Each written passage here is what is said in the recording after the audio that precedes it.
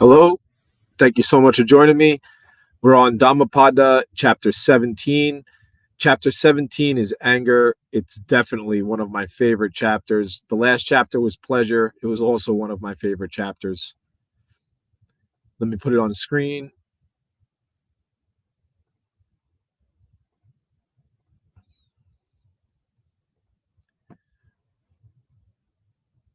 Let's begin. Sutra 221. Do not succumb to anger or pride. Remain free of attachments. You will not suffer if you do not become attached to attitudes or afflictions. Verse 222. He who keeps his anger in check, like a charioteer restrains his horses, is a genuine charioteer. Others just hold the reins. Verse 223. Handle an angry person through calmness. Overcome a wicked person with goodness. Turn the miser with generosity. Nullify a liar with honesty. Verse 224. Speak the truth. Control your anger. Help those in need. Do these three things, and you will join the company of the gods. Verse 225. The wise do no harm. They are calm in mind. They are strong, comfortable, and aware in body. They attain an unwavering state where they suffer no more. Verse 226. When spiritual aspirants are perpetually vigilant, wise spiritual aspirants are perpetually vigilant. They discipline themselves day and night. Their resolve is to attain nirvana is steadfast. Therefore, their flaws fade away.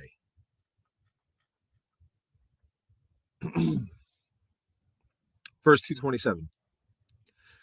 They blame those who speak too little. They blame those who speak too much. And they blame those who speak in moderation. There is no one in the world who is not blamed.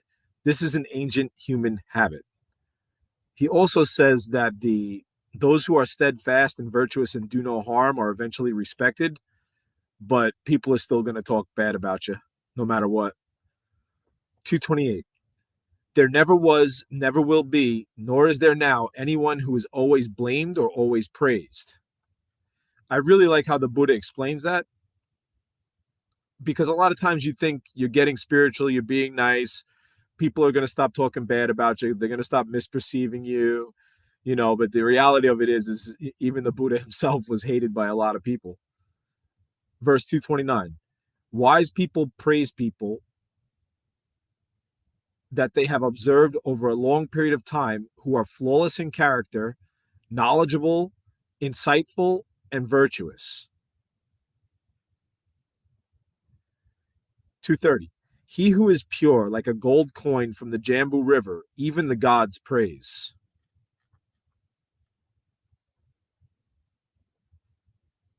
Verse 231.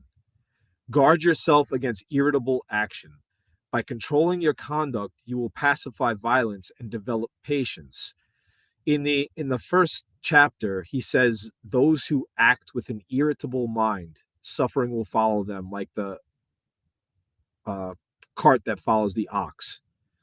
So I like that he says, if you act with an irritated mind, not just an evil mind, not just a polluted mind, but an irritated mind.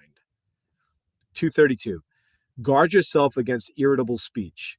By controlling your speech, you will forego verbal abuse and develop good speech. Verse 233.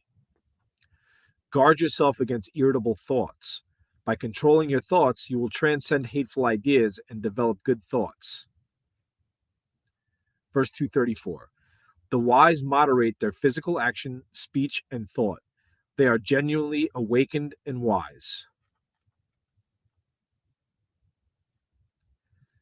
That's it for chapter 17. Tomorrow we're going to get into impurity. These are definitely some of my favorite chapters. My translation of the Yoga Sutras is available on Amazon. The translation is below. My translation is the only translation that has comparative reasoning to it. And these illustrations It took me 8 months, and I handed all of the 423 illustrations. I digitally remastered all of them and turned them into oil paint art. They had a lot of marks and scuffs, and they were, a little messed up. So I redid them all. And yeah, thanks so much for coming, guys. Any questions or comments, anything I can help you with, please comment below.